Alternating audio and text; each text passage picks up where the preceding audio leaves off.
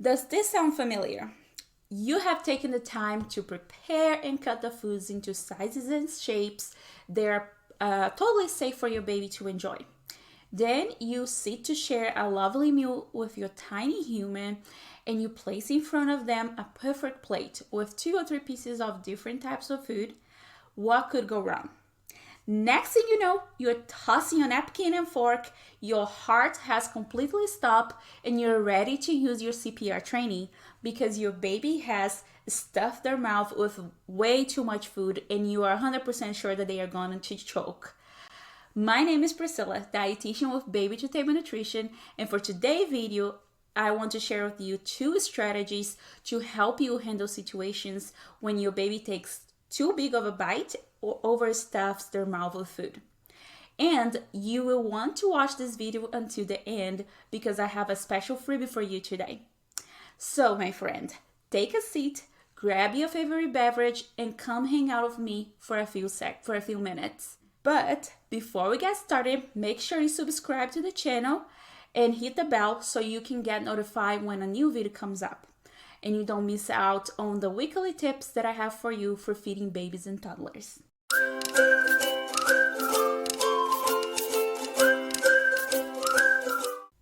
So what do I do when my baby takes too big of a bite or overstuffs their mouth with food?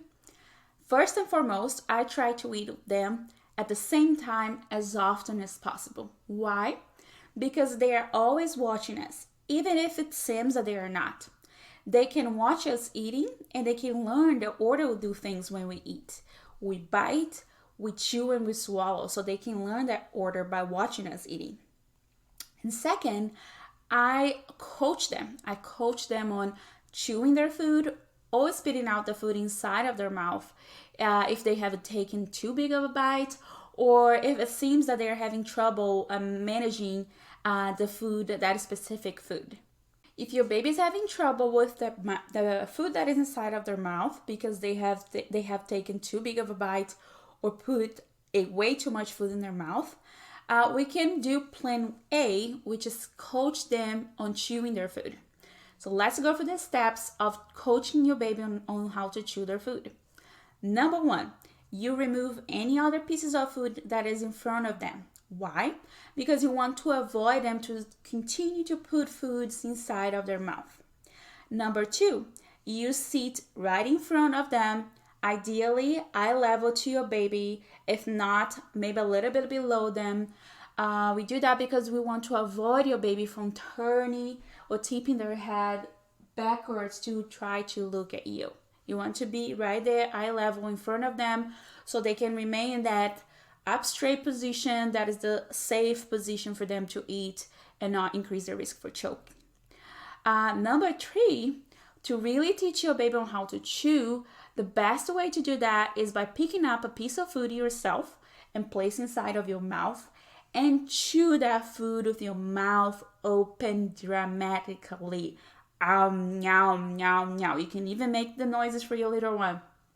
I know it's gross to chew food with your mouth open, but who cares?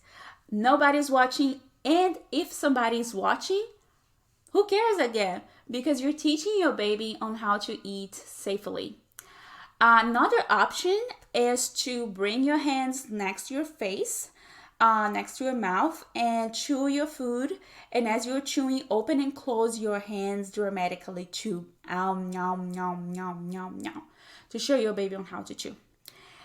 If you are doing that and that's still not working, your baby is still having trouble with the food that they have inside of their mouth, we can go to plan B, which is to teach them on how to spit it out, the food that is inside of their mouth. So for teaching your baby how to spit out the food, we want to repeat steps 1 and 2 from coaching them how to chew that we just went over. So step 1, remove any food that is in front of them. Step 2 is to sit in front of them at eye level. For teaching them how to spit out, the third step is to stick your tongue out dramatically and say blah at the same time, repeatedly saying blah at the same time. So let's practice. Blah, blah, blah. So you continually do that in front of your baby in the hopes that they are gonna copy you. And when they copy you and they are trying to stick their own tongue out, hopefully the food is gonna come out of their mouth. Step 4 for teaching them how to spit out the food is to gently place your hand on one of your hands under their chin, so they will understand that you want to catch the food. So you repeat that to help them to spit out the food. So sticking out your tongue out dramatically and put your hand under their chin so they understand that you want to catch the food. Okay, so I hope those strategies will help you handle the mouth stuffing situations like a pro. As your baby gets older and understands more what you're saying, what you're telling them, their language skills develops, you can start replacing the mouth and tongue motions with verbal instructions like chew your food more, yum, yum, yum, yum, chew, chew, chew. Spit it out, stick out your tongue so you can say to them the words and the phrases and help them understand what is the action that you want them to do it. Before you know it, your baby will learn with time as they practice and you help them practice. They will learn to pick it up smaller pieces of food, small bites of food, and they will learn how to handle those situations on their own and eat independently in a safe way. And once you are done watching this video, click the link here in the description and to download your freebie, the list with the top choking hazard foods for babies and toddlers. A little gift to help you be proactive in reducing your little one's risk of choking at meal times. And if you are interested in learning more steps to help your baby eat safely and help reduce their risk of choking once they start eating solids, go to our website, baby2tablenutrition.com. Again, baby2tablenutrition.com, and grab my choking prevention workshop. Sit, chop, chew, and watch. 4 steps to help reduce the risk of choking at meal times. You gain access to 1-hour class plus a Forever Yours guide to help you have access to all the resources and information you need to keep your baby safe and to make the best nutrition decisions for your little one, for your growing little one, and to help you have peace of mind at the table. You can find the link for the workshop in the description for this video as well. And that's it for today, my friend. We are all done. I'll be back next week. Bye-bye.